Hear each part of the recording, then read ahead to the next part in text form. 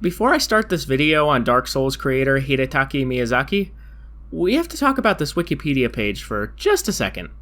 Born 1974 or 1975?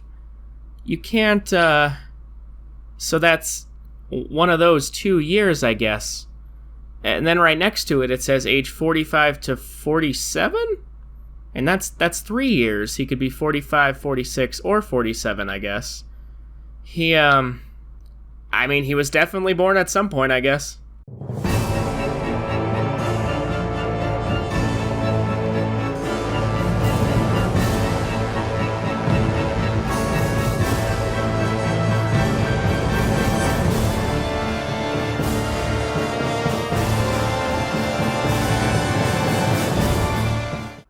Miyazaki is a lot of things. He's often referred to as a gaming revolutionist, a visionary, who created a whole new genre of video games, the Souls-like. The Souls-like. 10 Souls-likes. It's a Souls-like be a Souls-like. Souls-likes. But Darksiders 3 was a Souls-like. Stop it. Get some help. However, I would describe him as that rapper that started from the bottom, now he's here. And if you're thinking to yourself, I bet he's gonna play a clip of an edited picture of Miyazaki's face onto that Drake song. Well, that's exactly what I did. Started from the bottom, now we're here. Started from the bottom, now my whole team fucking here. Miyazaki literally went from being a planner on Armored Core Last Raven to straight up directing Armored Core 4 and its sequel, then later worked on Demon Souls, then Dark Souls, and that's all it took.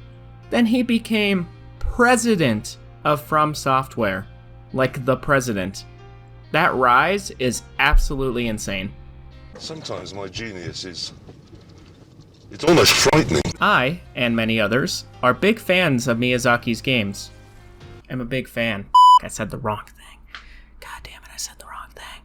Although I personally didn't jump on the bandwagon until Bloodborne, I have since gone back and played all of his Souls-like games, and they are difficult. They're hard, alright, but it's worth it to get a sweet burn deep in your thigh.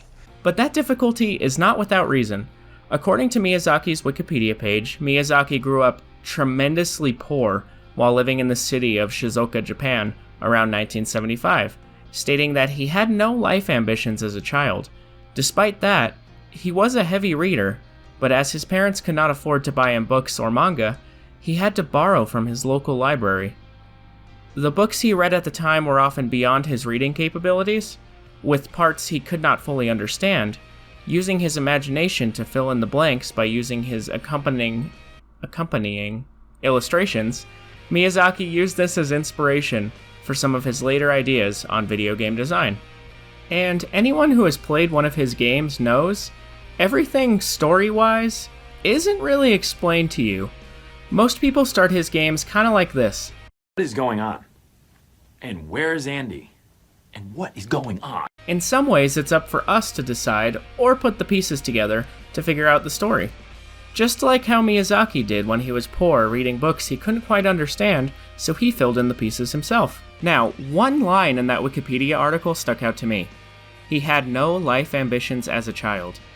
When you're spending every day on your own, and here it goes. I'm just a kid, and life is a nightmare. I wanted to learn more, so I started looking up interviews with him, and... Okay, wait. Pause for just a second here. So there's this collection of excerpts from Miyazaki and various interviews on Noel, but there's a whole section where Miyazaki talks about his love and passion for cooking. So the editor on the website made a small compilation of different food analogies that Miyazaki has made during different game releases. It's really awesome and you should check it out. Also, I want the next Cooking Mama game to be developed by From now.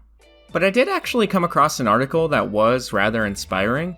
It was an interview done with Miyazaki by Simon Parkin with The Guardian. It talks about Miyazaki's rise in the gaming industry. A few paragraphs here really stuck out to me. Miyazaki describes himself as a difficult child. Unlike most kids in Japan, I didn't have a dream, he says. I wasn't ambitious. He eventually found himself aimlessly pursuing a degree in social science at the well-respected Keio University. As he approached graduation, he considered applying to a game development studio, but drifted into a job at the US IT company Oracle Corporation. The article continues. Several years later, he started thinking about video games again. He met up with some former college friends who suggested new titles to play. One was Ico, a mystical fairy tale in which players assume the role of a boy who must lead a waif-like girl by the hand along a castle's craggy ramparts, pursued by their ghoulish captors. That game awoke me to the possibilities of the medium, says Miyazaki. I wanted to make one myself. The article then points out that he was 29 when he found that passion in gaming.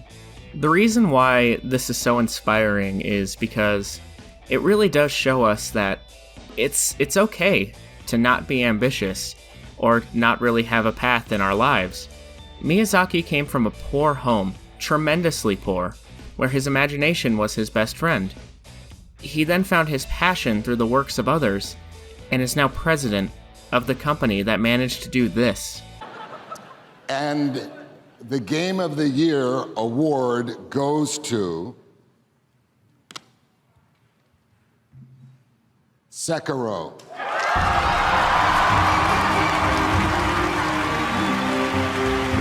Tonight, Sekiro Shadows Die Twice also wins Best Action Adventure Game. And this.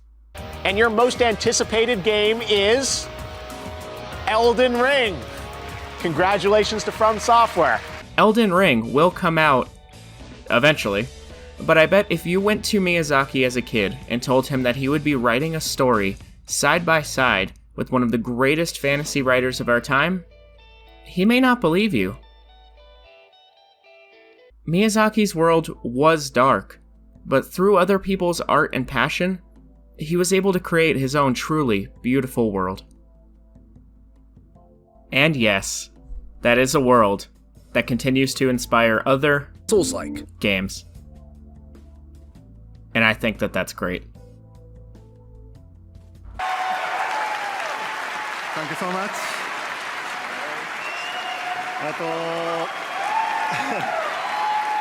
ありがとうございます。すごく驚いてますし、感激してます。He's very moved. 赤炉 And you know who else is great? But in all seriousness, I just want to say thank you. I say that at the end of every video, but I do truly mean it. We're almost at 300 subscribers on this channel, and it's honestly mind-blowing. I never thought we'd get to that point, so I just wanted to say thank you again. I do have a whole slate of videos coming up. The next one is finally going to be that video on Nier Replicant. I just was working on this one already, and I wanted to get that out.